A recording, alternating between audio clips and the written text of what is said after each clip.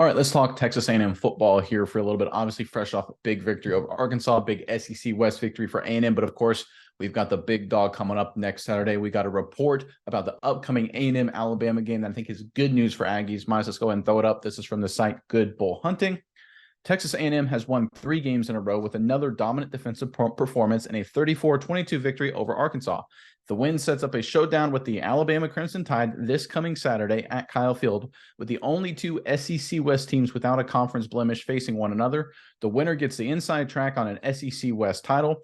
While there would be a lot of football left to play no matter the result, a win would be massive for both teams, obviously. And if the odds are any indication, here's the most important part. This should be a good one. Alabama opens up as a narrow 3.5-point favorite, according to DraftKings Sportsbook. In a year where Aggie fans were looking for a bounce-back season, a win over the Crimson Tide would go a long way at making it feel like we are on the right track again. All right, so obviously it's a big deal to be just such a narrow underdog, even at home. We know the sports books, that's the big money. They make these decisions, setting these lines early.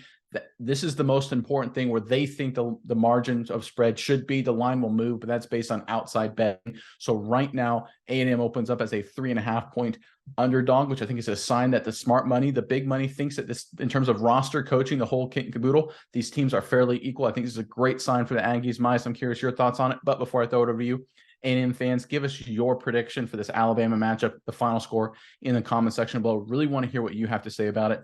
But Miles, I'll push it over to you now. What are your thoughts on just this entire matchup, A&M, Alabama, as we get ready for Saturday? And are the sports books, are they letting us know something that maybe the big media isn't, that this could actually be a really close competitive game?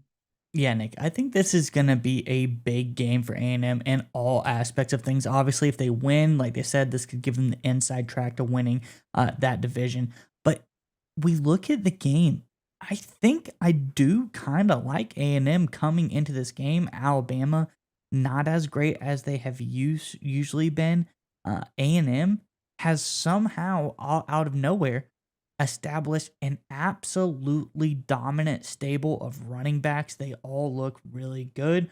Whether you're talking about Moss, the two other younger guys, a freshman has emerged and he looks really good as well. I think this is a team, Nick, that looks like they can come into Alabama, a team that's kind of struggled on offense, struggled in the quarterback position. This is a team that can come in and absolutely shock them. And looking ahead a little bit, A&M has a pretty good path here if they can beat Alabama. They keep going into Tennessee, who now they have a star wide receiver out. Brew McCoy broke his ankle this weekend, broke the ankle. So that's a big hit for them.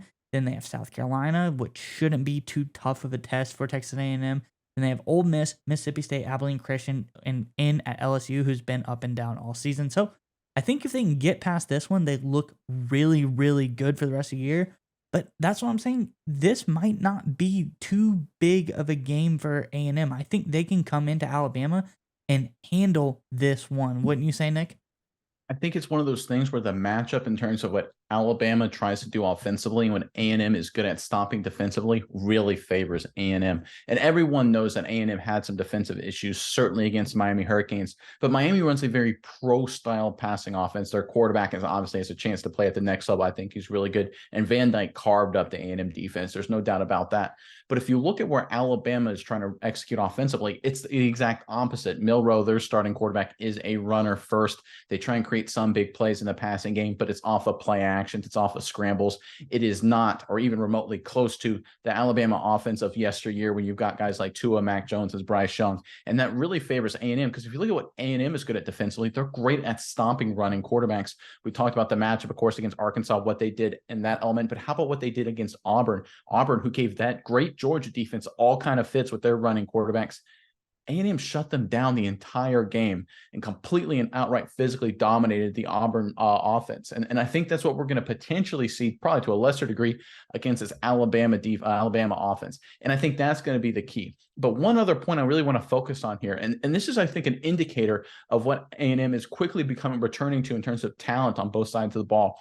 If you told Aggie fans coming into the regular season that you would have the backup quarterback starting, you'd have Max Johnson starting, Wigman was out for the season, you had given up 48 points to the Miami Hurricanes, and you were only a 3.5-point underdog at Alabama at this point, you would sit there and say, that's impossible. It's not going to happen. We're a terrible football team if those two things are happening.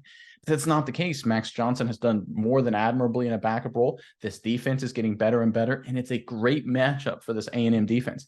I tell you what, A&M is quietly becoming sneaky good, and I think they're going to show it this Saturday against Alabama.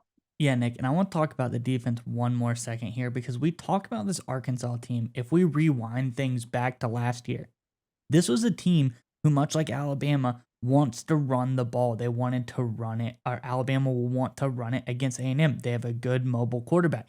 KJ Jefferson, one of the best athletes, one of the best mobile quarterbacks in the league last year. Raheem Rocket Sanders ran for 1,400 yards and 10 touchdowns last season. A&M came and put the kibosh on all of that. Raheem Sanders only 34 yards on 11 carries. KJ Jefferson 18 carries, -3 yards. So, I mean, this A&M defense is set up really well to match up against Alabama, like you said. I just want to go ahead and elaborate on the gravity situation. This is an Arkansas team who could run the ball really, really well last season. These are really established players here at Arkansas, and they could not get it going against this A&M defense. So I really like the matchup. I'm really excited for this weekend because this might be the biggest game in all of the SEC and, a turning point for the A&M Aggies going into the rest of this season.